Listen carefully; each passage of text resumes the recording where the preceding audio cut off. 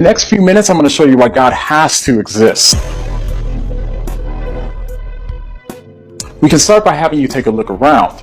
Now, what do you see? You probably see a bunch of stuff. Okay, now think about that stuff. And it doesn't matter what kind of stuff you're looking at, this will work fine for anything that you can see. Now, I want you to ask yourself, did all of that stuff exist 50 years ago? Or 100 years ago? Or how about 1,000 years ago? Better yet, you could just ask yourself, was there a time when what you see now did not exist at some point in the past?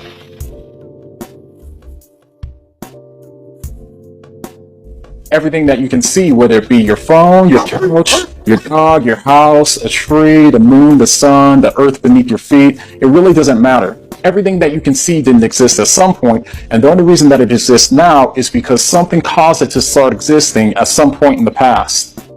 Now pick out just one thing out of all that stuff that you can see, and let's call that thing 1. If I were to ask you why thing 1 exists, you'd point to other things. Now to keep it simple, out of those things, let's just consider one of them, and let's call that thing 2. Thing 2 came into existence because thing 3 exists, and thing 3 came into existence because of thing 4, and so on. Okay, now hold that thought for a moment, and let's move from thinking about existence to the color red. Picture a red flower. Now there's a reason why that flower is red. The flower didn't have to be red. The flower could have been yellow, the flower could have been white, the flower could have been purple, but instead it's red. The redness of the flower came from something else that gave it its redness. If something didn't give the flower its redness, then the flower wouldn't have been red. Now the important thing to remember is that the flower itself is not the same thing as redness.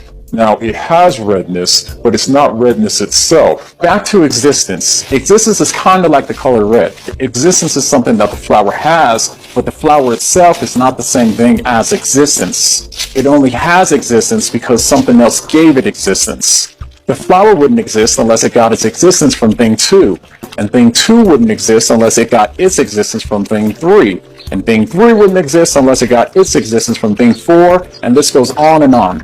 This is not only true for the flower, but this is true for every single thing that you can see right now. All of the stuff that exists will eventually trace back all the way until we get to a final point that we can call the OE.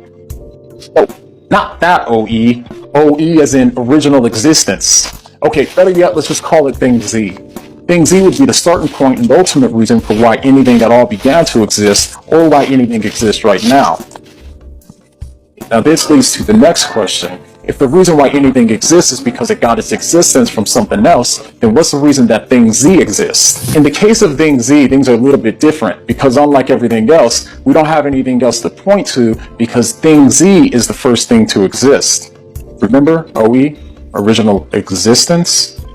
In other words, you can't point to something that doesn't exist in order to show why thing Z exists, because obviously that doesn't make any sense. Because thing Z didn't get its existence from anything else, then thing Z had to always have existed. So it would be impossible for anything to threaten its existence or to take it out of existence. In other words, thing Z is eternal. Thing Z would not have existence, thing Z would be existence. So what could thing Z be? Well, it can't be anything physical because anything physical would have either began to exist or it's possible for it to stop existing at some point. And because it isn't physical, it also would have to be beyond physical space. Similarly, it would never have begun to exist and therefore it would have to be beyond time as well. So in other words, thing Z would have to be an eternal, non-physical, uncaused creator that's responsible for the beginning of all time and all space, and also responsible for everything that did exist, everything that exists now, and everything that will exist in the future. Does thing Z sound like someone that you've heard about? Some people call him God. Well, if so, it's important for you to know that he exists, always have and always will. Oh, and wait until you hear about his son, but I'll save that for another video.